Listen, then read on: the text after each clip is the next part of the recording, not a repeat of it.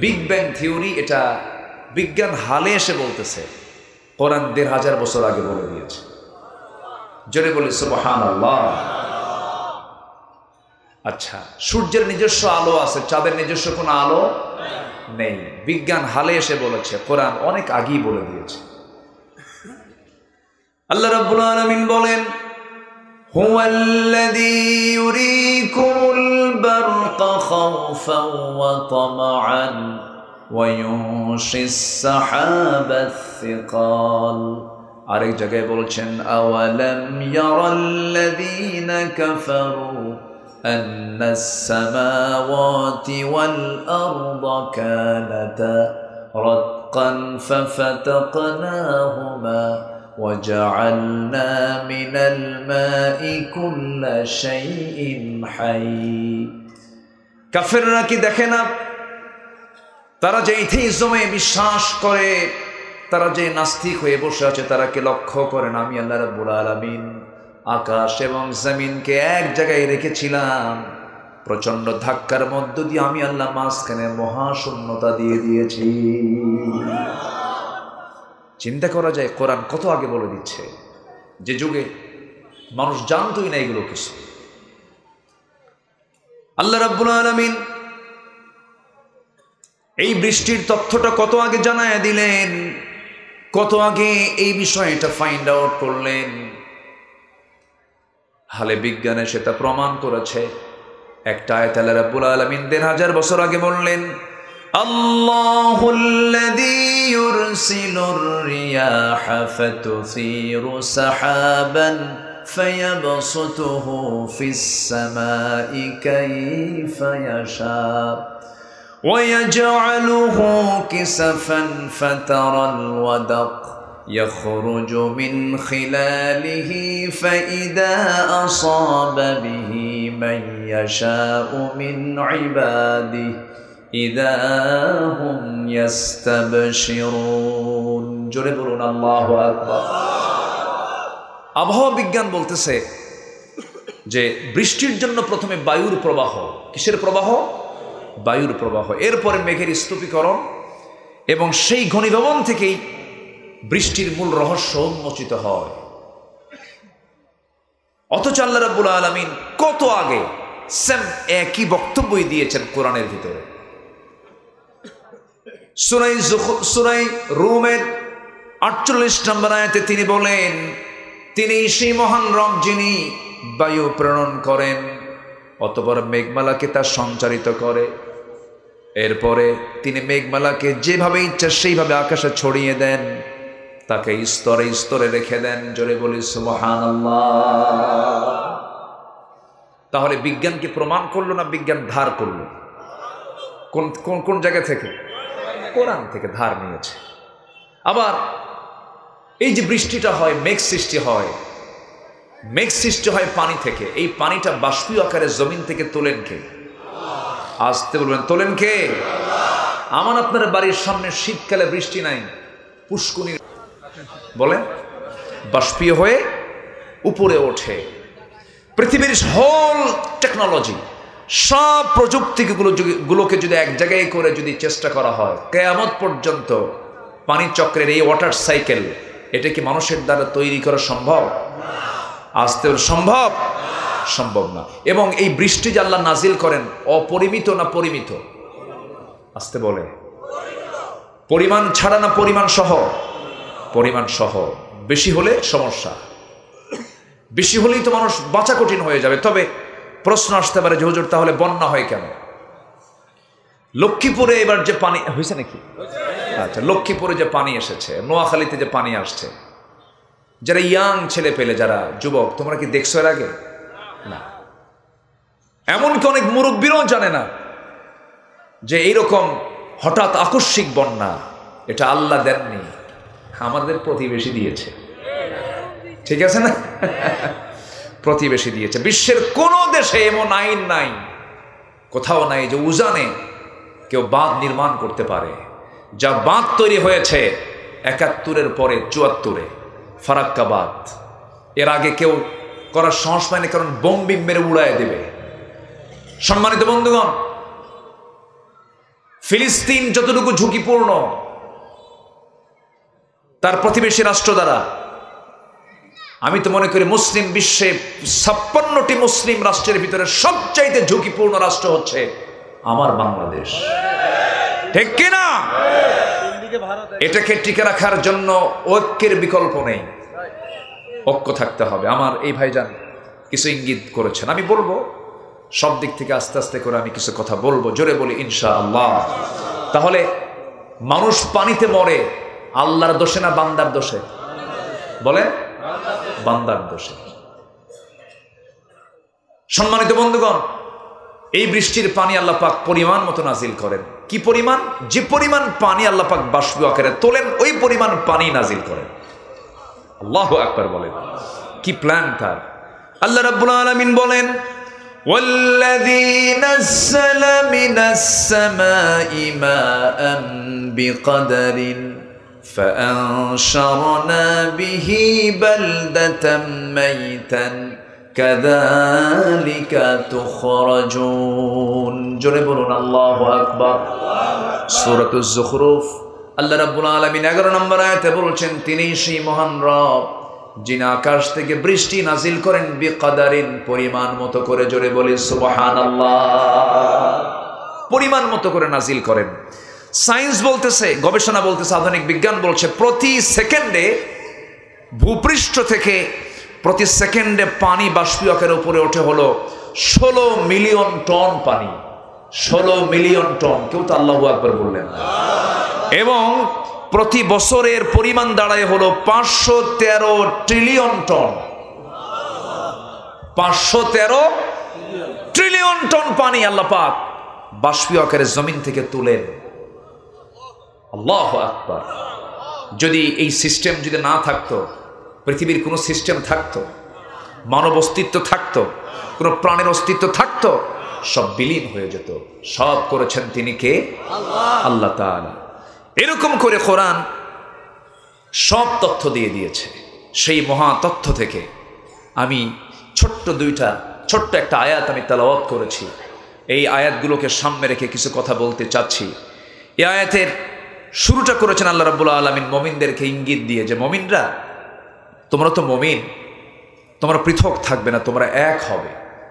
জোরে বলি সুবহানাল্লাহ। তোমরা কি হবে? এক হবে। ধরুন 36 জুলাই নাকি, ঠিক আছে না? 36 জুলাই তো। আচ্ছা, যে একটা পরিবর্তন যে এসেছে, এটা কি পৃথক হওয়াতে না এক হওয়াতে? বলেন তো এক হওয়াতে। এক না হলে বিজয় আসে না, এক হতে হবে। এটা কার বক্তব্য? আসতে বলবেন না, কার বক্তব্য? আল্লাহ। আল্লাহ রাব্বুল আলামিন এক জায়গায় বলছেন, ওয়া'তাসিমু বিহাবলিল্লাহি জামিআন ওয়া লা তাফাররাকু ওয়াযকুরু নি'মাতাল্লাহি আলাইকুম ইয কুনতুম আ'দাআন فألف بين قلوبكم فأصبحتم بنعمته إخوانا। জোরে বলুন আল্লাহু আকবার। তোমরা আল্লাহর রজ্জুকে শক্ত করে ধরো, পার্থক্য সৃষ্টি করো না। কোরআন ধরতে নিয়ে তোমরা মত পার্থক্য করো না, দিনকে ধরতে নিয়ে তোমরা মত পার্থক্য করো না। কার কথা? তোমরা কি হবে? সূরা তাওবার 71 নম্বর আয়াত আমি তেলাওয়াত করেছি। আল্লাহ রাব্বুল আলামিন এখানে বলছেন, ওয়াল মুমিনুনা ওয়াল মুমিনাতু বা'দুহুম আউলিয়াউ বা'দ ইয়া'মুরুনা বিল মা'রুফি ওয়া ইয়ানহাউনা আনিল মুনকার। জোরে বলুন আল্লাহু আকবার। সূরা তাওবা কত নম্বর আয়াত? 71। একটা বিশেষ সংখ্যা। দেশ স্বাধীন হয়েছে কোন সালে? বলেন। 71। একটা ঐতিহাসিক সংখ্যা না, এটা আমার দেশের জন্য। তো আয়াত নাম্বার হচ্ছে 71। এই 71 নম্বর আয়াত থেকে আমি কিছু কথা বলতে চাচ্ছি। সম্মানিত ভাইয়েরা, আপনাদের এই নোয়াখালী লক্ষ্মীপুরে ওয়াজ করা কিন্তু সহজ না। ঘরে ঘরে আলেম উলামা, আলহামদুলিল্লাহ বলবেন না? লক্ষ্মীপুরের আলেমরা গোটা দেশের নেতৃত্ব দেয়। নোয়াখালীর আলেম যদি না নড়ত, না ঘুরতো গোটা দেশ, আলেম তৈরি হতো না।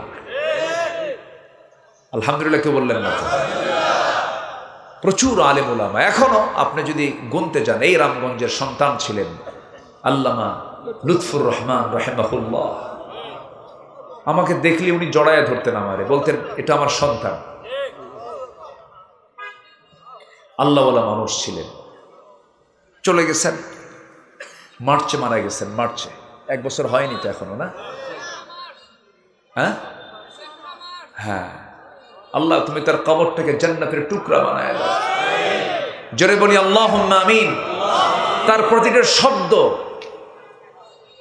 শব্দ চয়ন, প্রতিটা বাক্য ছিল প্রত্যেক আলোচকের জন্য একটা শিক্ষা। এত সুন্দর করে মন্ত্রমুগ্ধের মতো মানুষ শুনত। আল্লাহু আকবার। আল্লাহ তুমি তার কবরটাকে জান্নাতের টুকরা বানায় দাও। এরপর এই লক্ষ্মীপুরে হাফিজ হুজুর রাহিমাহুল্লাহ, তার বাড়ি কিন্তু এখানে। এরপরে আপনি কোন দিকে যাবেন? আপনি প্রেজেন্ট যে আলেম ওলামাগুলো আছে, মুফতি কাজী ইব্রাহিম মজলুম, একজন আলেমে দ্বীন। একসাথে আমার কাতারে প্রোগ্রাম ছিল। এত বিনয়ী মানুষ আর এত বড় আলেম তিনি, চলন্ত মুহাদ্দিস, চলন্ত হাদিসের বিশ্বকোষ তিনি, আলহামদুলিল্লাহ। বাড়ি লক্ষ্মীপুর। এরপরে এখন প্রেজেন্টে একজন আছেন যার পরিচিতি খুব দ্রুত ছড়ে পড়েছে, শেখ আহমদুল্লাহ হাফিজাহুল্লাহ, এই লক্ষ্মীপুরের। আওলাদে রাসূল, এত নরম মানুষ, এই লক্ষ্মীপুরের। আল্লামা তারিক মুনাওয়ার হাফিজাহুল্লাহ, তিনিও এই লক্ষ্মীপুরের। তাহলে কোন দিকে যাবেন আপনি? দুই একটা আবু জেহেলও আছে। আবু জেহেল যে নাই তাও না, কারণ রসুল আছেন যেখানে, আবু জেহেলও সেখানে। এই বৃহত্তর নোয়াখালী অঞ্চলের একজন ছিল, আহারে মুখে যা আসতো 16টা বছর তাই বলতো। এই যে মাইকটা পাইছিল, মুখে যা আসতো তাই বলতো, উঠেই বলতো খেলা হবে। এটা কি কোনো বিজ্ঞজন, সচেতন একজন জ্ঞানী গুণী মানুষের বক্তব্য এগুলো হতে পারে? আসতে বলবেন না, হতে পারে? হতে পারে না। ওইদিকে আরেকজন বুড়া বয়সে বিয়ে করছিল, বিড়া বয়সে বিয়ে করে বাচ্চার বাপ হয়েছে, বাচ্চা হাতে নিয়ে বলতেছে লা ইলাহা ইল্লা আনতা সুবহানাকা ইন্নী কুনতু মিনাজ জালিমিন। জানেন কি আপনারা? ওরা আবার আলেমদের ভুল ধরে। আবার আরেকজন বললেন আগামীকাল ঈদুল আজহার জানাজা নামাজ। কি বলতেছে? বলছে না বলেছে। এই হচ্ছে তাদের এলেমের দৌড়। তারা এতটুকুই পেরেছে, দুর্নীতি করেছে ওরা, আর জেলের মধ্যে ঢুকাইছে আলেমদেরকে ওরা। জেল খাটলো আলেমরা, আর টাকা লোপাট করে বাইরে পাচার করলো ওরা। এই মাহফিলে যখন বসি, বিশেষ করে আল্লামা সাইদির কথা বারবার মনে হয়ে যায়। তাকে ভালোবাসে না এমন কোন লোক নাই, তার মৃত্যুর দিন কাঁদে নাই যে, আমার মনে হয় তার হৃদয় নাই। আল্লামা সাইদ রাহিমাহুল্লাহ উদার চিত্তের মানুষ ছিলেন তিনি, এত সাহসী মানুষ। 2009 সালে আমার জীবনের প্রথম হজ, ওনার জীবনের শেষ হজ। হজে গেছি, ওনাকে প্রশ্ন করলাম সবাই মিলে, হুজুর আপনি কি দেশে যাবেন? উনি আশ্চর্য হয়ে বলেন, কেন, কি সমস্যা? মামলা হচ্ছে, ট্রাইব্যুনাল গঠন হচ্ছে, আপনার নামেও মামলা তৈরি হচ্ছে, আপনি দেশে থেকে যান, নাগরিকত্ব পেয়ে যাবেন, আপনাকে সম্মান করবে, তারা আপনি রয়্যাল গেস্ট হয়ে হজে আসছেন। উনি বললেন সাইদি তো পালায় না। আল্লাহু আকবার বলবেন না? আমার দেশের জনগণ মানবতার জীবন যাপন করবে, আমি সেই দেশের জনগণ হয়ে, আমি একজন ভাঙ্গাচুরা, আমার নেতৃত্বে মানুষ কথা শোনে, নেতা বাইরে থাকবে আর কর্মী মানবতার জীবন যাপন করবে। এই শিক্ষা রাসূল দেখে শেখান নাই। উনি দেশে ফিরেছেন, ফেরেন নাই? ফিরেছেন। কোনোদিন কি তার চেহারায় 13 বছরের জেলখানার জীবনে কোনোদিন কষ্ট দেখেছেন? শেষ বিদায়টাও নিয়েছেন কান্না নিয়ে না হাসি নিয়ে? কান্না নিয়ে না হাসি নিয়ে? তিনি হাসতে হাসতে মরেছেন, আর আমরা কেঁদেছি। আমরা কি কেঁদেছি? এটাই তো জীবন। কারোর সামনে তিনি আপোষ করেননি, মাথা নত করেননি। সেই লোকটাকে নাটক করে হিন্দুস্তানের প্রেসক্রিপশন দিয়া জেলখানা থেকে চিকিৎসার নাম করে হসপিটালে নিয়া বিষ প্রয়োগ করে তাকে হত্যা করা হয়েছে। এই তাফসীর মাহফিলের প্ল্যাটফর্ম থেকে জানান দিতে চাই, অবিলম্বে এই কিংবদন্তি শহীদ আল্লামা সাঈদীর হত্যাকারীর চূড়ান্ত শাস্তি নিশ্চিত হওয়া দরকার। রাজি আছেন কারা কারা? হাত উঁচু করে দেখান মুসলমান।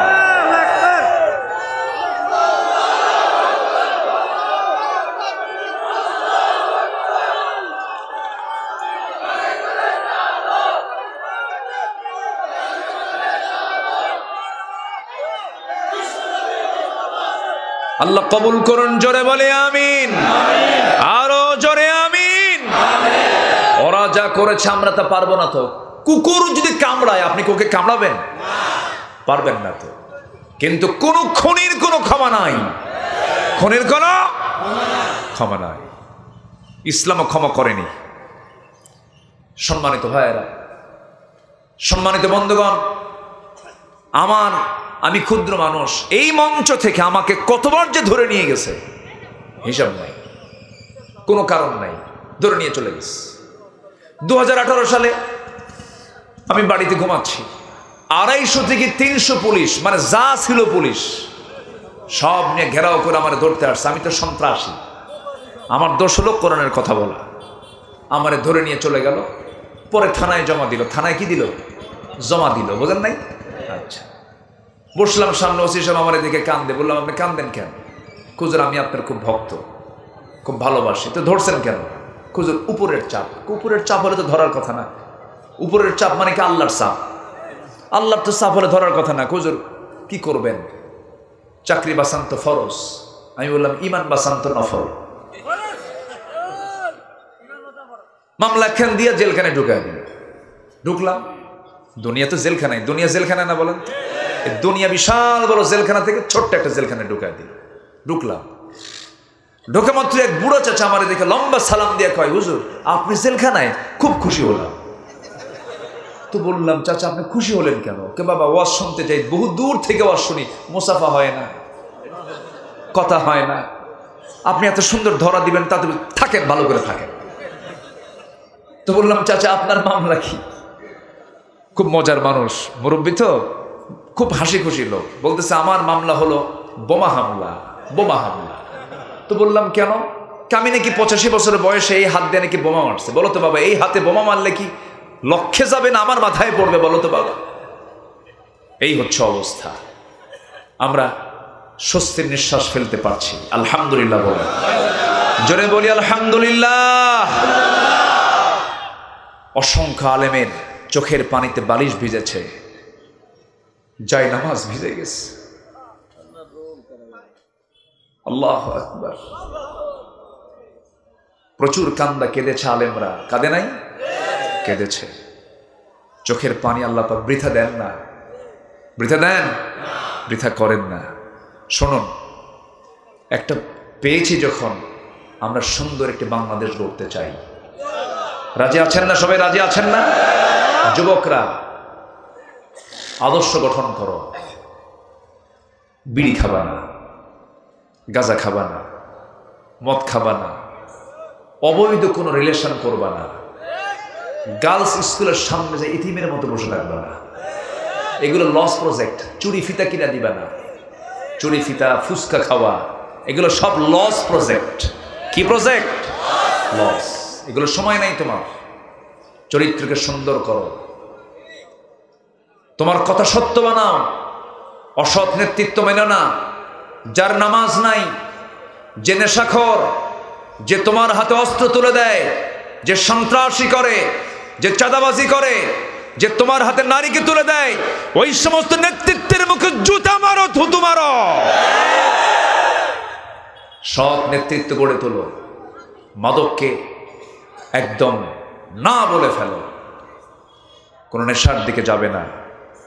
একটা নারীর নেশা, আরেকটা হচ্ছে মাদকের নেশা। এই দুটা একটা মানুষের জীবনকে ধ্বংস করে দেয়। নারী তোমার জীবনে আসবে, কিন্তু তোমাকে খুঁজতে হবে অবৈধ পথে না বৈধ পথে, অবৈধ না বৈধ। পাপ করবা, পাপ তোমাকে ঘেরাও করবে। মদ খাবা, তোমার চোখ লাল হয়ে যাবে, সবাই দেখে বলবে মদ খো। বিড়ি খাবে, তোমার ঠোঁট কালো হয়ে যাবে, মানুষ বলবে বিড়ি খো। কি বলবে? বিড়ি খো। পাপ করবেন, পাপ আপনাকে ঘেরাও করে ফেলবে।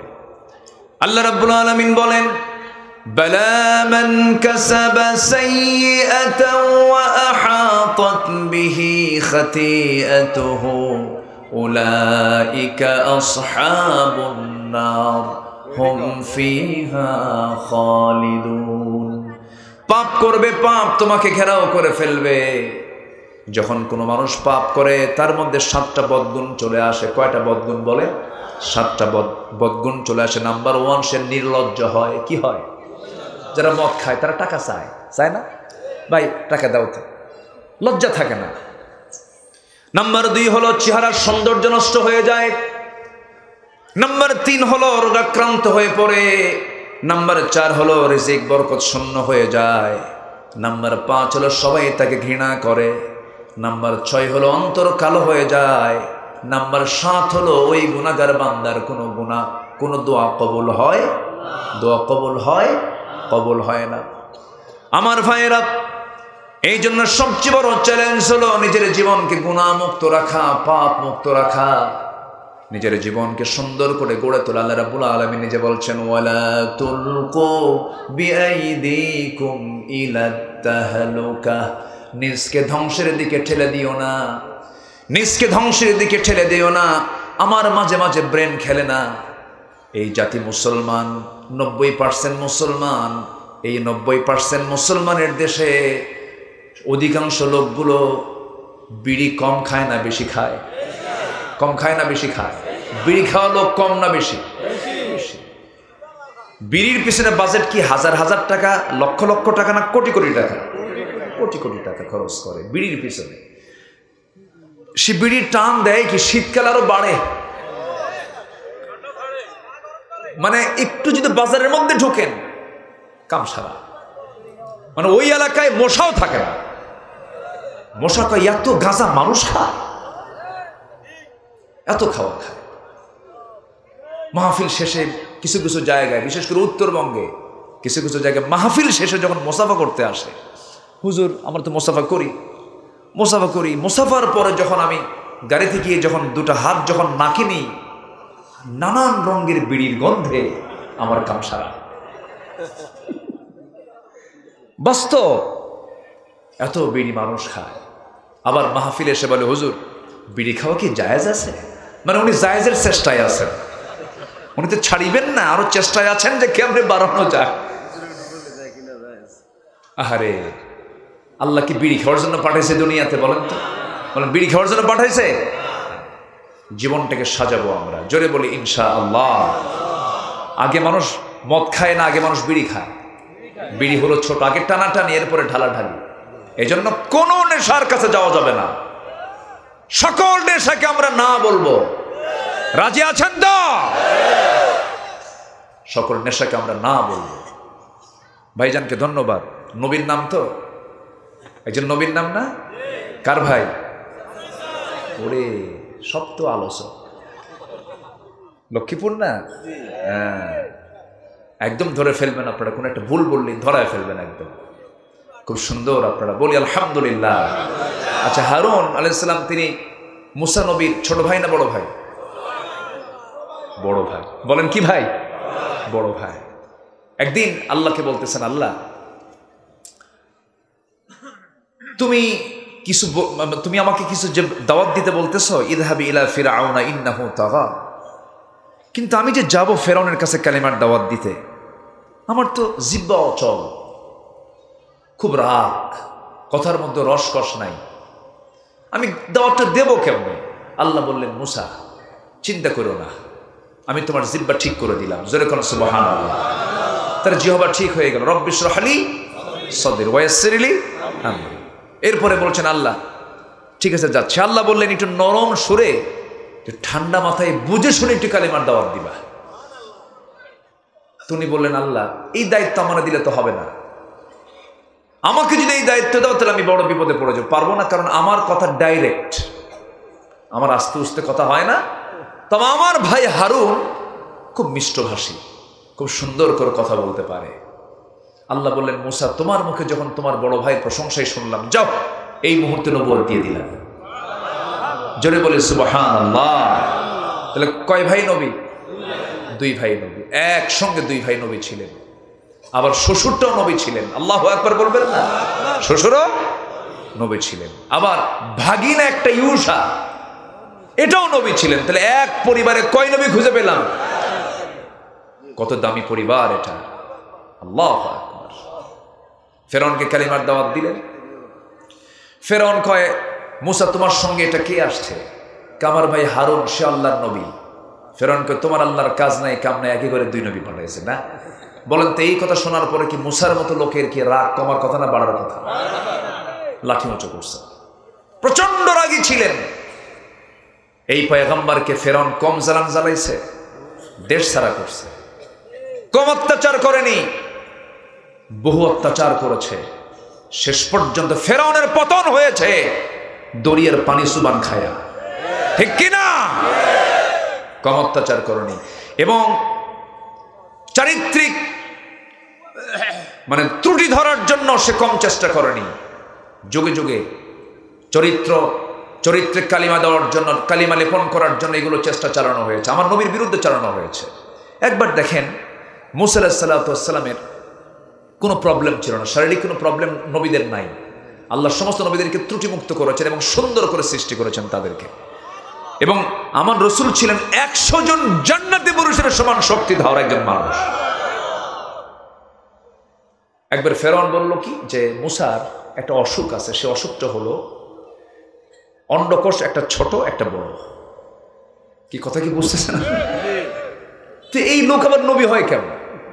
এই অপপ্রচার গোটা দেশ ছড়ায় দিল। সে তো রাষ্ট্রপতি, গোটা দেশ ছড়ে গেল। আল্লাহর পয়গম্বরের কানে যখন এই নিউজ আসছে, এই রোগ তার নাই, আল্লাহকে বলতেছে, আল্লাহ আমার আর সহ্য হচ্ছে না, যে ব্যারাম আমার নাই, যে অসুখ আমার নাই, সে অসুখ, সেই অভিযোগ আমার বিরুদ্ধে দেওয়া হলো, আল্লাহ একটা বিচার ফয়সালা করো। আল্লাহ ফয়সালা করলেন, মুসা চিন্তা করো না, ফয়সালা করে দেব। তিনি গোসলে নামলেন। ওই সময়ের সিস্টেম ছিল, ইজারা পাজামা খুলে পানিতে নামতেন। তো উনি পাজামা খুলেই পানিতে নামলেন, কেউ ছিল না, উনি একাই নেমে গোসল করে তিনি আবার ওই পাজামা লুঙ্গিটা পরবেন। কিন্তু উনি ওটা রেখেছিলেন একটা পাথরের ওপরে। তো উনি গোসল করতে নামাও সারা, এইদিকে পাথরটা জীবিত হয়ে লুঙ্গি হাসাতে করে না দৌড় মারাও সারা। উনি এখন গোসল থেকে উঠে দেখে যে লুঙ্গি না দৌড়াচ্ছে। আল্লাহু আকবার বলবেন না? সহিহ বর্ণনা কিন্তু এখানে আলেম ওলামা আছেন, দৌড়াচ্ছে। মুসা আলাইহিস সালাতু ওয়াস সালাম সঙ্গে সঙ্গে ওই পাথরের পিছনে দৌড়াচ্ছেন, হাতে লাঠি নিয়া। বলতেছে, এই পাথর তুই বেয়াদবি করিস কেন? আমার তো পরনে কোনো কিছু নাই। পাথর দৌড়ায়, তিনি দৌড়ান, কিন্তু পাথরের মধ্যে জীবনটা দিয়ে দিয়েছেন তিনি আমারকে। এই যে মাটির দেহতে জীবনটা দিয়েছেন তিনি কে বলেন? আল্লাহ দিয়েছেন। কিন্তু পাথর দৌড়াচ্ছে কার অর্ডারে বলেন? আল্লাহর নবী কি পারবে নাকি? দৌড়ায় দৌড়ায় আল্লাহ পাক মুসা আলাইহিস সালামের স্মৃতি থেকে ভুলাইয়া দিয়েছেন। তিনি যে দৌড়াচ্ছেন, তিনি তার মনেই নাই, তার স্মৃতিতেই নাই। তিনি দৌড়াচ্ছেন, পাথরও দৌড়ায়, তিনিও দৌড়ান। পাথর লুঙ্গিটা নিয়ে সেই জায়গায় গিয়ে থেমেছে যে জায়গায় ফেরাউন তার মন্ত্রী পরিষদ নিয়ে মিটিং করে। কি কথা কি বুঝতেছেন? একদম জায়গা মতো গিয়ে থেমে গেছে, উনিও থামছেন। ফেরাউন নিচের দিকে তাকায়, দেখে না অস্ত্রবাদী সব ঠিক আছে। সম্মানিত ভাইয়েরা, আলেমদের চরিত্রকে হনন করার জন্য 16 বছর বহুত চেষ্টা করা হয়েছে। আলেমদের চরিত্র মানুষের সামনে ওপেন হয়েছে, তাদের কোনো দোষ নাই। যারা চরিত্রহীন, যারা লম্পট, আল্লাহ তাদেরকে উলঙ্গ করে ছেড়েছেন। লজ্জায় মাথা নিচু হয়ে যায়, লজ্জায় মাথা নিচু হয়ে যায়। একটা দেশের শীর্ষস্থানীয় ধনী, যার মাথা থেকে পা পর্যন্ত সব সাদা, মাথার চুল সাদা, দাড়ি সাদা, পাঞ্জাবি সাদা, পায়জামা সাদা, জুতাও সাদা। সেই লোকটা পালানোর রাস্তা পেল না। নেত্রী হেলিকপ্টার অপেক্ষা ছিলেন দরবেশ আসবে, দরবেশ আসে নাই। 5-6 দিন পর সে পালানোর জন্য দাড়ি কাটছে, নৌকায় চড়েছে, নৌকার ভেড়ে নাই। শেষ পর্যন্ত কোস্টগার্ড গিয়ে ধরে ফেলছে আইনমন্ত্রীকে। আইনমন্ত্রীকে ধরে বলে, স্যার সিনসি থানায় চলে। আইনমন্ত্রী কয়, আমি কি একা আসছি? আমি তো জামাতের সাথে আসছি। ওই যে দেখো, কোটা কে? মাথার চুল কালো, মুখে দাড়ি নাই, গেঞ্জি পরা, লুঙ্গি পরা লোকটা কে? ভালো করে দেখো, ওটাই দরবেশ। ওরা চেয়েছিল আমাদের উলঙ্গ করতে, আল্লাহ ওদেরকে উলঙ্গ করে ছেড়েছেন।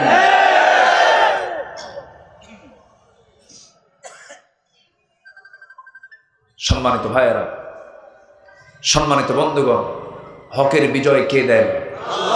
আসতে বলবেন না, হকের বিজয় কে দেন? আল্লাহ আছেন না নাই? আল্লাহ আছেন। এখন দায়িত্ব হচ্ছে আমরা এক থাকবো। মনে থাকবে তো? মনে থাকবে? এক থাকতে হবে। কখনো পৃথক হবেন, বিপদে পড়ে যাবে। যদি পালান, বিপদে পড়ে যাবে। যুবকরা পালায় নাই। আমি তো ঢাকায় স্টিল নাও ছিলাম। আল্লাহ এদের কলিজায় যে কি সাহস দিয়েছিল, আল্লাহু আকবার! আমি অবাক। বাপ মা কোন সন্তানকে আটকে রাখতে পারে না। বলতেছে, আমার আবু সাইদ, আমার ভাই মারা গেছে, হাত উঁচু করে গুলির সামনে দাঁড়িয়েছে, আমরা কেমনে বাড়িতে থাকি? সবগুলো রাস্তায় নেমে গেছে। ছোট্ট 7 বছরের বাচ্চা যে পুলিশকে থাপড়ায়, চিন্তা করা যায়? মুগ্ধ পানি বিতরণ করে। আপনি মুগ্ধের মাকে কি সান্ত্বনা দিবেন? আপনি আবু সাইদের মা, আমি দেখতে গেছিলাম, আপনি কি দিয়ে সান্ত্বনা দিবেন? আপনি কি পারবেন আবু সাইদকে ফেরত দিতে? তারা জীবন এমনি এমনি দেয়নি। ওদের অবদানকে অস্বীকার করার কোনো সুযোগই নাই। ঠিক কিনা বলেন? ওরা আমাদের সন্তান, ওরা আমাদের কি সন্তান। আমরা যেটা পারি নাই তা তারা দেখিয়ে দিয়েছে। দুঃখ লাগে, এই জাতি খুব দ্রুত ভুলে যায় সবকিছু। এটাই সমস্যা সবচাইতে। বলা যাবে না, কখনো বলা যাবে। আমরা একটি ঐক্যের প্ল্যাটফর্ম তৈরি করে একটি কল্যাণ রাষ্ট্রের দিকে এগিয়ে যাব। জোরে বলি ইনশাআল্লাহ, জোরে বলি ইনশাআল্লাহ। কষ্ট পাচ্ছেন নাকি? কষ্ট পাচ্ছেন না? আলোচনা চালাবো? জোরে বলি ইনশাআল্লাহ। আল্লাহ চান মুমিনদের মধ্যে একতা। আল্লাহ রাব্বুল আলামিন বলেন, তোমরা এক হয়ে যাবে, পরস্পরের বন্ধু হয়ে যাবে। আমার নবীজির বিজয়টা কেন এসেছে? সাহাবায়ে কেরামদের মধ্যে বন্ধুত্ব ছিল, গভীর বন্ধুত্ব ছিল, এমনকি তাদের স্বপ্ন পর্যন্ত এক হয়ে যেত। আল্লাহু আকবার। আমার নবীজির ইন্তেকাল হয়েছে, ইন্তেকালের 2 বছর পরের কথা। আমি কি দোয়া করে দেব? ওই লোকটা উঠলো কেন? ওই যে, এই যে সমস্যা কি? ও চাপ, নিম্নচাপ। হ্যাঁ, একটু দেরি হয়ে গেছে, আমাকে দেরিতে উঠায় দেওয়া হয়েছে। একটু আগে ভাগে উঠালে ভালো হতো। একটু বসেন না। ওই যে আবার আরেকজন উঠে, বসেন, একটু বসেন, ধৈর্য ধরেন। আমি একটু আর কিছুক্ষণ কথা বলবো, এই আয়াতটা শেষ হলেই তো হয়ে যাবে। একটু বসেন। উঠলে আমাদের কলিজার তারগুলো ছিঁড়তে থাকে, জানেন, আলোচনা হেরে যায়, খুঁজে পাই না। একটু বসেন, একটু বসেন। আমাদের যে হারুন ভাই কত ব্যস্ত মানুষ না, এই যে সামনে যারা বসে সবাই তো ব্যস্ত মানুষ, কত সুন্দর করে বসে আছেন। একটু বসেন না, আমরা একসঙ্গে দোয়া করবো ইনশাআল্লাহ। কষ্ট দিচ্ছি না তো? বসেন। আমার নবীর ইন্তেকালের 2 বছরের মাথায় খেলাফতের দায়িত্ব নিয়েছেন দ্বিতীয় খলিফা কে বলেন তো? যে বলেন দ্বিতীয় খলিফা ওমর। অনেকদিন আগে এক মাহফিলে বললাম, ওমরে ফারুককে চিনেন কে? সামনে থেকে ছোট্ট এক ছেলে দাঁড়ায় বলে, হুজুর আমি চিনি। কে? আমাদের বাড়ির দোতলায় ভাড়া থাকে। আমি শুনে বললাম, তুমি 100-তে 100 পাইছো, তোমার এলেম যদ্দূর, তোমার উত্তর তদ্দূর। খুব ভালো হয়েছে। এই ওমর সে ওমর না যে ওমর জান্নাতের সংবাদ পেয়েও পাগলের মতো কাঁদতেন। আল্লাহর ভাই, পাগলের মতো। আল্লাহু আকবার, পাগলের মতো কাঁদতেন। একদিন তার সাথে এক সাহাবী হাদিস বর্ণনা করছেন, কি মিসকাল হাববাতিন মিন কিবার, যার মধ্যে যাররা পরিমাণ অহংকার থাকবে সে জান্নাত পাবে না। এই হাদিস শোনা মাত্রই তিনি লাফ মেরে জমিনে পড়ে গেলেন, ধুলাই মলিন হয়ে যাচ্ছেন, শুধু গোড়াগড়ি দিচ্ছেন মাটিতে আর বলতেছেন ওমর। ওমরকে মানুষ সম্রাট বলে, ওমরকে মানুষ খলিফা বলে, ওমরকে মানুষ এত বড় মনে করে, ওমরের মধ্যে অহংকার ঢুকেছে মনে হয়। এই কথা বলে তিনি হাওমাও করে কাঁদতেছেন, কেঁদে কেঁদে বলছেন আল্লাহ তাআলা, আমার মনে হয় আমার মধ্যে অহংকার ঢুকেছে, আল্লাহ তুমি আমাকে মাফ করে দাও। তবে আমার মনে হয় আল্লাহ গো, এই দুনিয়াতে যত মানুষ তুমি পাঠিয়েছো সব মানুষকে তুমি যে জান্নাতের যদি ঘোষণা দিয়ে দিয়া একজনকে যদি জাহান্নামের ঘোষণা দাও, আমার মনে হয় একজন জাহান্নামী বান্দা কেউ হবে না আমি ওমর ছাড়া। কত নিচু মা, কত নিজেকে কত ছোট মনে করতেন তারা, আল্লাহর কাছে কাঁদতেন, পাগলের মতো কাঁদতেন। একদিন এক সাহাবীর কাছে গিয়ে বলছেন, ভাই হুযায়ফা, রাসূল তার কাছে মুনাফিকের তালিকা রেখেছিলেন। কাদের তালিকা? মুনাফিকদের তালিকা। ভাই হুযায়ফা দেখো তো ওই মুনাফিকের তালিকার মধ্যে আমি ওমর, আমার নামটা আছে নাকি দেখো তো, আমার নামটা আছে কিনা দেখো। হুযায়ফা বলছেন, ভাই ওমর তুমি কি পাগল হইছো নাকি, তোমার নাম থাকবে কেন, তুমি তো জান্নাতি। সাইয়েদনা ওমর ফারুক বলছেন, না আমার সন্দেহ লাগে, মনে হয় আমি মুনাফিক হয়ে গেছি। আমার ভাইয়েরা, আমরা নিজের জীবনকে নিয়ে সমালোচনা করব, জোরে বলি ইনশাআল্লাহ। সবার দোষ খোঁজার আগে নিজের দোষকে খুঁজে বের করার চেষ্টা করব, জোরে বলি ইনশাআল্লাহ। সেই সাইয়েদনা ওমরের শাসন আমলে হযরত আলী রাতের বেলা স্বপ্নে দেখতেছেন বিশ্বনবী তার দরজার সামনে দাঁড়ায় গেছেন। স্বপ্নে রাসূলকে দেখলে সে কি মিথ্যা দেখে না সত্য দেখে? সত্য। সাইয়েদনা আলী স্বপ্নের মধ্যে দেখলেন দরজার কাছে এসে রাসূল নিজে সালাম দিয়ে বলছেন, আলী বহুদিন যাবৎ দেখা হয় না, তোমার সঙ্গে সাক্ষাৎ করার জন্য আসছি আজকে। এই কথা বলে তার পাশে বসে গেলেন।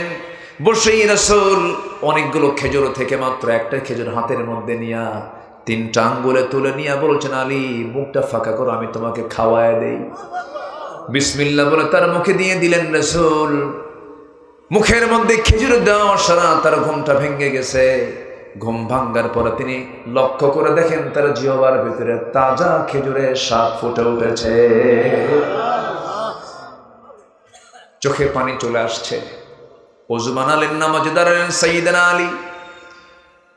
নামাজের মধ্যে হাওমা করে কাঁদতেছেন, ও আল্লাহ আমার জীবন আজকে ধন্য হলো, বহুদিন দেখি না রাসূলকে আজকে দেখতে পেলাম। শুকরিয়ার নামাজ পড়লেন, তাহাজ্জুদ নামাজ পড়লেন। আমার বন্ধুগণ, আল্লাহর যারা নিকটতম বান্দা তাদের কাছে নামাজ কিন্তু 5 ওয়াক্ত নয়।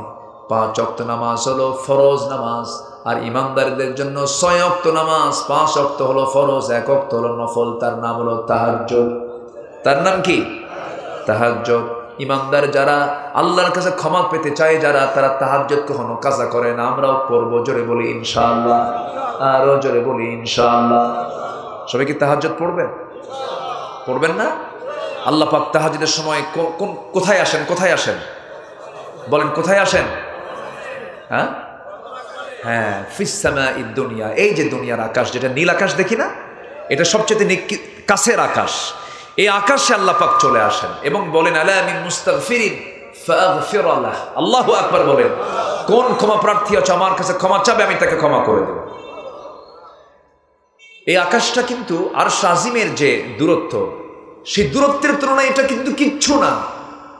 আল্লাহ পাক এই জন্য বলতেছেন যে ফিস সামাইদ দুনিয়া, আমি দুনিয়ার আকাশে আসি, সবচেয়ে কাছে আসি। 7 আকাশ উপরে হচ্ছে আরশ আজিম। 228টা দেশ নিয়ে আজকের এই পৃথিবী, 228টা, কিছু হয়তো কম বেশি হতে পারে। এতগুলো দেশ নিয়ে একটা পৃথিবী, এই পৃথিবীকে আলোকিত করার জন্য সূর্য কয়টা? একটা। সূর্য বড় না পৃথিবী বড়? শুধু বড়, 13 লক্ষ গুণ বড়। কত লক্ষ গুণ? তো এটা অনুমান আন্দাজের বড় হতে পারে, বড় ছাড়া ছোট হবে না। আচ্ছা, এই আকাশের মাঝে যে মহাশূন্য ঝুলন্ত আল্লাহ পাক কিছু তারকা রেখেছেন।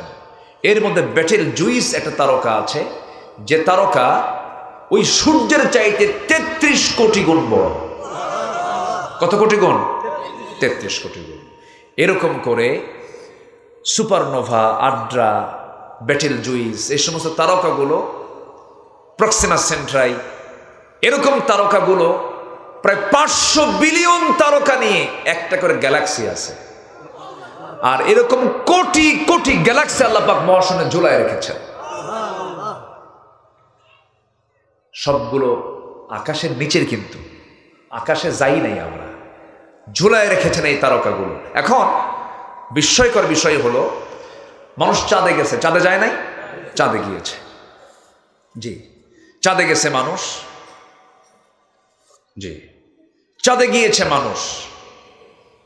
কিন্তু মানুষ যদি শখ করে যে আমরা একটু তারকার দেশে যাব, পৃথিবীর সবচেয়ে নিকটবর্তী তারকা হলো প্রক্সিমা সেন্ট্রাই, এই তারকার দেশে যদি কেউ যেতে চায়, দুনিয়ার চলমান যানবাহন দিয়ে হবে না, এই বিমান এগুলো দিয়ে হবে না, তাকে লাগবে নভোযান।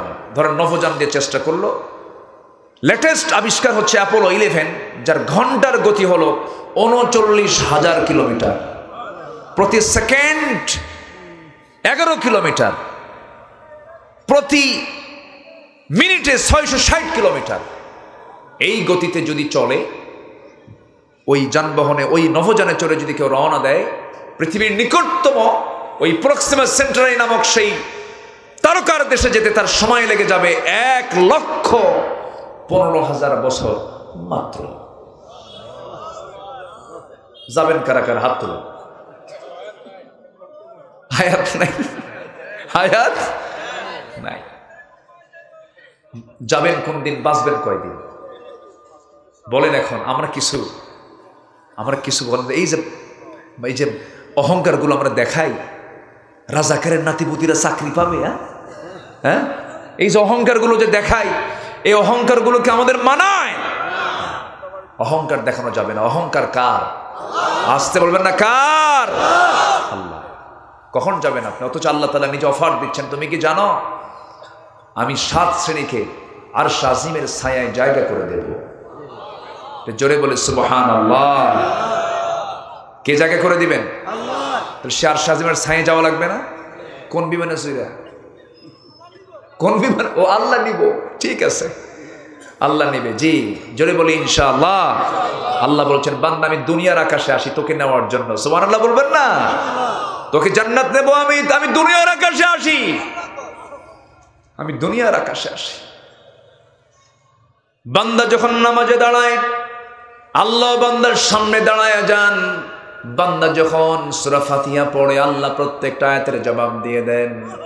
বান্দা যখন বলে আলহামদুলিল্লাহি রাব্বিল আলামিন, আল্লাহ বলেন হামিদানি আবদি আর রহমানির রহিম আসনা আলাইয়া আবদি মালিক ইয়াউমিদ্দিন মাজ্জাদানি আবদি ইয়াকা না'বুদু ওয়া ইয়াকা নাস্তাঈন। আল্লাহ বলেন হাদা বাইনি ওয়া বাইনা আবদি, বান্দা তুমি আমার কাছে কি চাও বলো ভালো করে। ইহদিনাস সিরাতাল মুস্তাকিম থেকে শুরু করে নিয়ে দাল্লিন পর্যন্ত যখন বলে, আল্লাহ বলেন বান্দারে যা চাইলি সব চাও, আমি আল্লাহ রাব্বুল আলামিন কবুল করে নিলাম। বান্দা যখন সিজদায় চলে যায়, আল্লাহ সমস্ত ফেরেশতাদেরকে ডাক দিয়ে বলেন, ফেরেশতারা দেখ, কোরআনকে বিশ্বাস করে নিয়েছে, ওর জীবনের সবচেয়ে গুরুত্বপূর্ণ অংশ, সবচেয়ে মূল্যবান অংশ, মস্তকটা আমার জন্য সম্মান করে সিজদা দিয়েছে। বান্দারে আমি তোর কোনো কিছু দেখলাম না, তোর তামাম জিন্দেগীর গুনাহগুলো মাফ করে আমি আল্লাহ জান্নাত দিয়ে দিলাম। জোরে বলে সুবহানাল্লাহ। সবাইকে নামাজ পড়তে রাজি আছেন? 5 ওয়াক্ত নামাজ পড়বেন কারা কারা? একটু হাত তুলে দেখান দেখি। জোরে বলি ইয়া আল্লাহ, আমাদেরকে 5 ওয়াক্ত সালাত আদায় করার তৌফিক তুমি আল্লাহ দিয়া দাও। আল্লাহ সকল নেশা থেকে আমাদেরকে দূরে রাখো। জোরে বলি আমিন। বিড়ি খাওয়া যাবে না কিন্তু, কি ঠিক আছে না? কোন নেশার দিকে যাবেন না, আল্লাহ কবুল করুন। আচ্ছা, অজু কি বিড়ি খাওয়া শেখায়? অজুর লক্ষ্য কি? মুখের গন্ধ রাখা? অজুর লক্ষ্য কি নিজের হাত পা কি অপরিচ্ছন্ন রাখা? নফল নামাজ, কিন্তু অজু করা কি?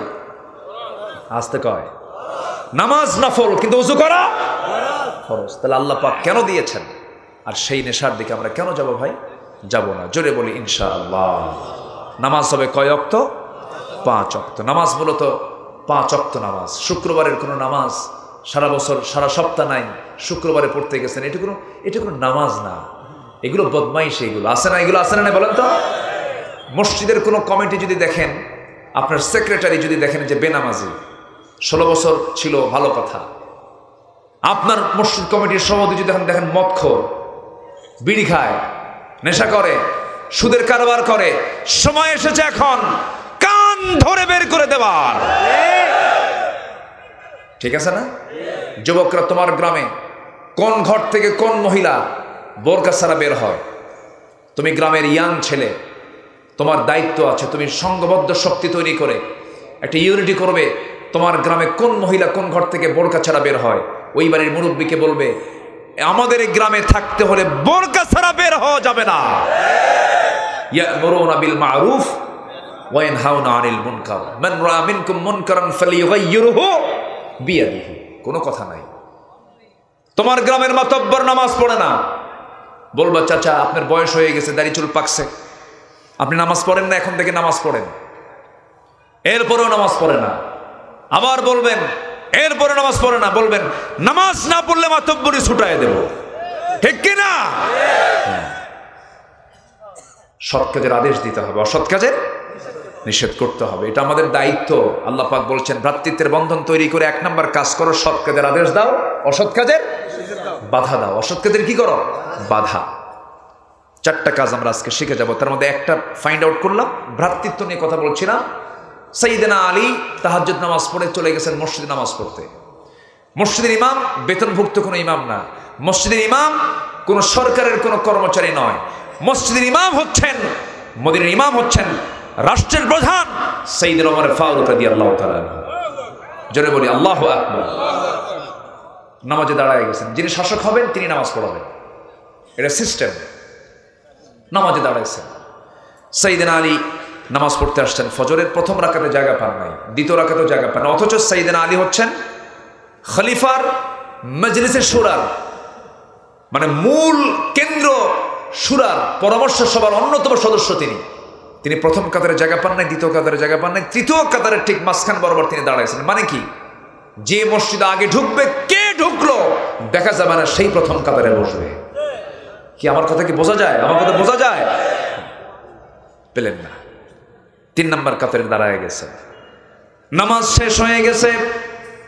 সাইয়েদনা ওমর ফারুক নামাজ শেষ করে আল-আযকারু বা'দাস সালাহ, ফরজ নামাজের পরে কিছু সুন্নাহ দোয়া আছে, নফল কিছু দোয়া আছে, সেই দোয়াগুলো সেদিন তিনি পড়লেন না পড়ে চট করে সালাম ফিরে দাঁড়ায় গেলেন। দাঁড়ায় গিয়ে উপহার পাওয়া, হাদিয়া পাওয়া 1 টপলা খেজুর হাতের মধ্যে নিলেন, কাউকে দায়িত্ব দিলেন না। 1, 2টা 3টা করে খেজুর প্রথম কাতারে সবার হাতে হাতে দিয়ে দিলেন, দ্বিতীয় কাতারও তাই করলেন, তৃতীয় কাতারে সবার হাতে হাতে 2-3টা করে খেজুর দিলেন। কিন্তু আলীর সামনে এসে আলীর আগের জনকে পর্যন্ত 2-3টা করে খেজুর দিয়েছেন। কিন্তু সাইয়েদনা আলীর সামনে এসে এবার ওমর ফারুক বলছেন, ভাই আলী মুখটা ফাঁকা করো। মুখটা ফাঁকা করলেন।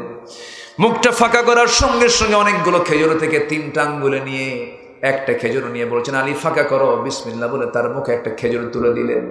খেজুর খেলেন। সাইয়েদনা আলী বললেন, আমিরুল মুমিনিন, আগের জনকে 2-3টা দিলেন, আরো খেজুর আছে, আপনি আমাকে হাতে না দিয়ে তার মুখে দিলেন, এর কারণটা কি? ওমর ফারুক কাঁদতেছে আর বলতেছে, আলী স্বপ্ন কি তুমি শুধু একাই দেখছো নাকি? আমি তো দেখেছি। জোরে বলি সুবহানাল্লাহ। আমার রাসূল যদি একটার বেশি, যদি 2টা যদি খেজুর খাওয়া দিতেন, আমি তোমাকে তাই দিতাম। রাসূল দিয়েছেন একটা খেজুর খাওয়ায়, আমি তোমাকে একটা খেজুরই খাওয়ায় দিলাম। কি ভ্রাতৃত্ব ছিল তাদের মাঝে, স্বপ্ন পর্যন্ত এক হয়ে যেত। রাসূল মক্কা থেকে মদিনায় হিজরত করলেন। যারা হিজরত করেছে তাদেরকে কি বলে? মুহাজির। কি বলেন? মুহাজির। আর যারা সাহায্য করেছে তাদের কি বলে? আমার দেশের আনসাররা না, কিন্তু এটা মানে আসল আনসার। কি আনসার? আসল আনসার। মাঝখানে দেখেন আনসাররা কি করলো? ওই আনসার না। কিন্তু আমি দোয়া করে দিই না? হ্যাঁ, দোয়া করবো না? আলোচনা চলো। হুজুর মরুক। তাহলে রাসূল কয় নম্বরে ধনী হয়ে গেছেন? আচ্ছা, ওসমান রসুলের জামাই কি বলেন, গরিব না ধনী? একদিন রসুলের কাছে এসে বলতেছে, হুজুর আপনি আমার জন্য দোয়া করেন। কি? আমি যেন গরিব হই। আচ্ছা, এরকম দোয়া কি প্রেজেন্ট ওয়ার্ল্ডে কেউ চাওয়ার মতো আছে? কেউ বলবে হুজুর একটু দোয়া করেন আমি যেন গরিব হয়ে যাই, এরকম দোয়া কেউ চাবে? রসুল বলেন, ওসমান তুমি এরকম করে দোয়া চাচ্ছ কেন? হুজুর যেটাই হাত দিই সেটাই সোনা হয়ে যায়, সাইড দিলেও সোনা হয়ে যায়, এত সম্পদ আর ভাল লাগে না হুজুর, আপনি আমার জন্য দোয়া করেন আমি যেন গরিব হয়ে যাই। রসুল বললেন, তাই? হ্যাঁ হুজুর, আমার আর ভাল লাগতেছে না, এত হিসাব টিসাব আর ভাল লাগে না। রসুল বললেন, আচ্ছা তুমি চলন্ত উটের পিঠে যখন চড়ে বেড়াও, উট কিন্তু অনেক উঁচা, আমি উটের পিঠে ওই যে তায়েফ টায়েফ গেলে মক্কায় গেলে উঠি, রসুল উঠছেন তো, সে পাগুলো কত বড়, মানে ও হাঁটে, আমরা দৌড়াও পারবো না, অনেক রেস, মরুভূমির জাহাজ বলে। তো উটের উপরে চড়ে থাকা কিন্তু সহজ না, ঝাঁকি লাগে। রসুল বলেন, ওসমান তুমি যখন উটের পিঠে ওঠো তখন যদি তোমার খাওয়ার প্রয়োজন হয় তুমি খাও কেমন? চলন্ত উঠেই খাই, চলতেছে খাচ্ছি, কিন্তু যখন আমার হাত থেকে যদি একটা দানাও যদি পড়ে যায়, ছোট্ট দানা, আমি উটকে বসাই সেই দানা তুলি, ধুইয়া আবার খাই।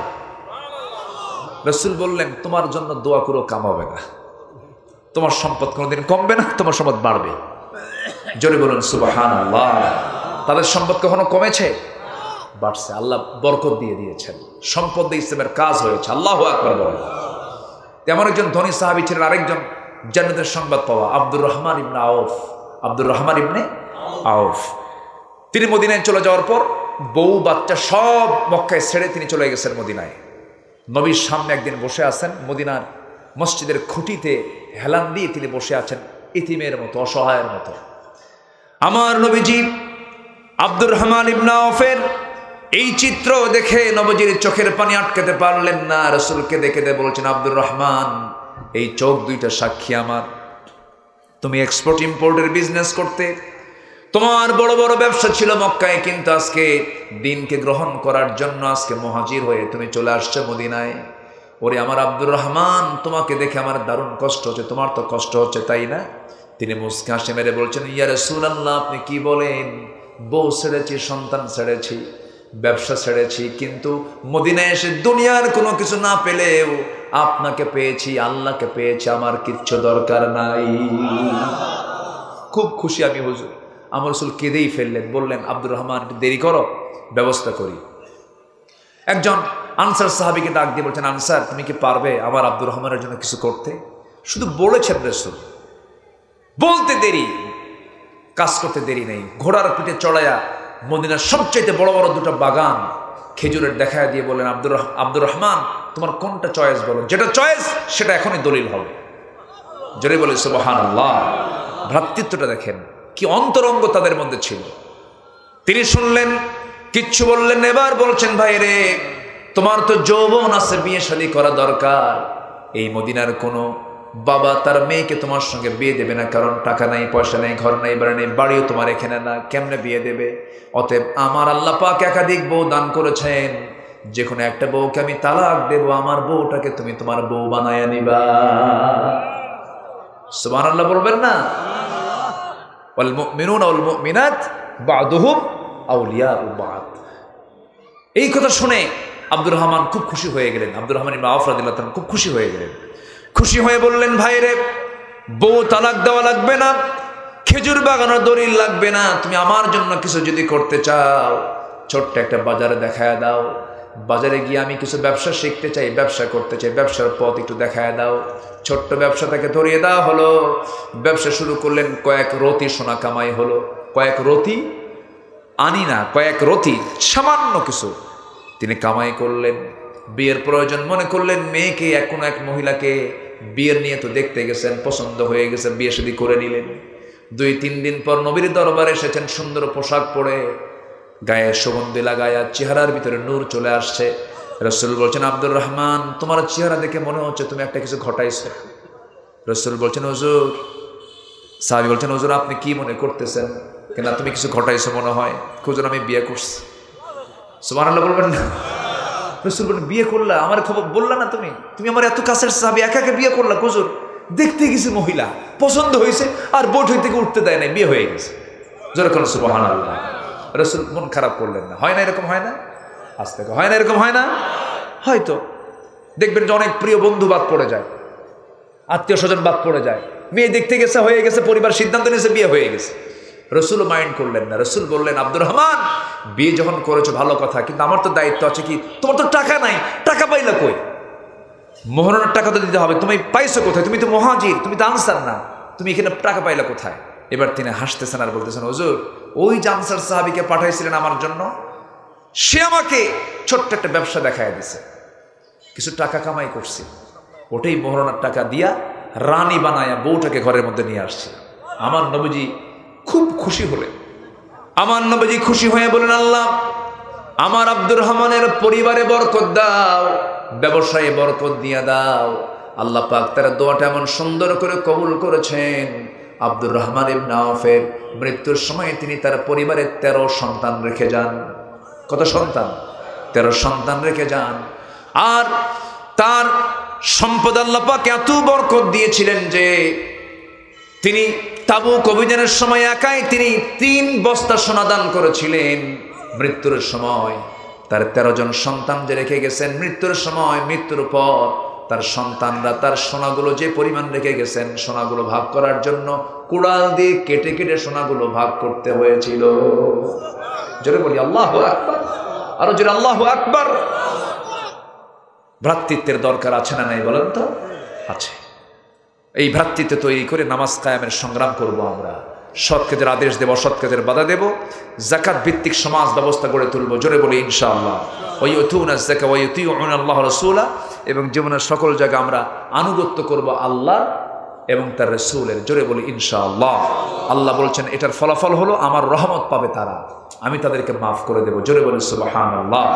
অনেক কথাগুলো বলে ফেলেছি, কষ্ট দিয়ে ফেলেছি আপনাদের, যে আমরা এখন নামাজের মতো করে বসি, আমরা আল্লাহর কাছে চাবো আল্লাহ যেন আমাদেরকে মাফ করে দেন। জোরে বলি আল্লাহুম্মা আমিন। আমার মাহফুজ ভাই কোথায়? মাহফুজ ভাই, ও আচ্ছা, জি, আমরা দোয়ার দিকে যাব। সওদের সব কথা সওদ হামনা লানাকুনান্না মিনাল খাসিরিন। গভীর রাত, নিঝুম রাত, ঝিমানো রাত্রিতে চাঁদের মতো হাজারো মুসলমান নরনারী নিয়ে তোমার কালামের একটি আয়াতকে সামনে রেখে ভ্রাতৃত্ব এবং করণীয় শীর্ষক কিছু কথা বলেছি। আয় আল্লাহ তাআলা, দুটো হাত ভিক্ষুকের মতো পেতে আছি সে শান্তে এসে তোমার দরবারে প্রার্থনা করি, আল্লাহ জীবনে যত গুনাহ করেছি, জিন্দেগীর সমস্ত গুনাহগুলোকে মাফ করে দাও। জনম দুঃখিনী মা, জনম দুঃখী বাপজান যারা বিদায় নিয়েছেন, জিন্দেগীর গুনাহগুলো মাফ করে দাও, কবরগুলোকে জান্নাতের টুকরা বানায়া দাও। আব্বা আম্মার জন্য কি দোয়া তাও শিখায় দিয়েছ, রব্বির হামহুমা কামা রব্বায়ানি সগীরা, রব্বির হামহুমা কামা রব্বায়ানি সগীরা। আয় আল্লাহ তাআলা, বিশেষ করে মাহফিলটার আয়োজন করলেন যারা, শোনার জন্য কষ্ট করে আসলেন যারা, বিনিময়ে কিয়ামতের কঠিন ময়দান, যেদিন কেউ কাউকে চিনবে না, সেই কঠিন ময়দানে মাহফিল সবার জন্য নাজাতের মাধ্যম তুমি আল্লাহ বানাইয়া দিও। তোমার বান্দাগুলোকে নিয়ে এমন সময় হাত তুলেছি, মুসলমানদের পায়ের তলায় মাটি নাই। 180 কোটি মুসলমানের দুনিয়া, আল্লাহ তুমি আল্লাহ একটা ওমর পাঠাইয়া দাও। আয় আল্লাহ তাআলা, মুসলমানদের বাইতুল আকসা তুমি আল্লাহ মুসলমানদের হাতে তুলে দাও। আয় আল্লাহ তাআলা, এই ক্রান্তি লগ্নে আল্লাহ মেহেরবানি করে তোমার কাছে প্রার্থনা করি, আল্লাহ মেহেরবানি করে ফিলিস্তিনকে বাঁচাও। আয় আল্লাহ তাআলা, কাশ্মীরকে তুমি আল্লাহ মেহেরবানি করে আমাদের হাতে, মুসলমানদের হাতে তুলে দাও। আয় আল্লাহ তাআলা, সিরিয়াকে যেমন জুলুম মুক্ত করেছো, ফিলিস্তিনকে তুমি আল্লাহ ইহুদি মুক্ত করে দাও। দুনিয়া থেকে কোন দিন বিদায় নেব জানি না, ডান হাতে আমুল্লামা না আসা পর্যন্ত মরণ দিও না। আয় আল্লাহ তাআলা, আমার ডানে বামে সামনে পেছনে আড়ালে যত মা বোন ভাইরা হাত তুলেছেন, যার যা প্রার্থনা তুমি আল্লাহ দয়া করে কবুল করে নাও। আয় আল্লাহ তাআলা, এই জায়গায় যে জায়গায় মাহফিল হচ্ছে তার চতুর্পাশে কত কবরবাসী মাইয়াত কবরে শুয়ে আছেন, আল্লাহ যারা দুনিয়া থেকে বিদায় নিয়েছেন, জিন্দেগীর গুনাহগুলো মাফ করো, কবরগুলোকে জান্নাতের টুকরা বানায়া দাও। লিটন পাটোয়ারি ভাই তার আব্বা আম্মার জন্য দোয়া চেয়েছেন, আল্লাহ খাস রহমত নাজিল করো। আল্লাহ তাআলা সভাপতি মহোদয় সাদিক হোসেন সাহেবকে তুমি না দয়া করো, কবুল আর মঞ্জুর করে নাও। আল্লাহ তাআলা সবার নাম তোমার জানা নাই, যার যা চাও তুমি আল্লাহ পাওয়া করে দিও। আমার মাহফুজ ভাই আল্লাহ তুমি তাকে কবুল আর মঞ্জুর করে নাও। দুনিয়া থেকে কোন দিন বিদায় নেব রে জানি না, মরতেই যখন হবে তুমি আল্লাহ শহীদি মওত কপালে জুটাইয়া দিও। বাবা গেছে, মা গেছে, দাদা গেছে, দাদি গেছে, নানা গেছে, নানি চলে গেছে, বন্ধু বান্ধব কতজনকে বিদায় দিয়ে দিলাম রে, কত লোকের জানাজায় গেলাম, কবরে শোয়া দিলাম। আয় আল্লাহ তাআলা একদিন আমিও মরে যাব, সংবাদ হয়ে যাবে আব্দুল্লাহ আমিন নাই, হারুন রশিদ নাই, সাদেক হোসেন নাই, মাহফুজ নাই, লিটন পাটোয়ারি নাই। আয় আল্লাহ তাআলা এমন করে একদিন সংবাদ হয়ে যাবে রে, জানাজায় সব হাজির হবে, বন্ধু বান্ধব কাঁদবে, টেনে হেঁচড়ে কবরে রেখে আসবে রে। 24 ঘন্টা যাবে না মাথার চুলগুলো খসে খসে পড়বে, 3 দিন যাবে না চামড়াগুলো গলে গলে পোকার পেটের খাবার হবে। মাত্র 7টা দিন পেটের নাড়ি বুড়ি সব চোখ মুখ কান নাক দিয়ে বের হওয়া শুরু হয়ে যাবে রে। মাত্র 3টা মাস কবর খনন করে যদি দেখা হয় কয়েকটা হাড় ছাড়া কিচ্ছু খুঁজে পাওয়া যাবে না রে। সে অন্তিম মুহূর্ত যখন চলে আসবে, জবানে জারি করে দিও লা ইলাহা ইল্লাল্লাহু মুহাম্মাদুর রাসূল।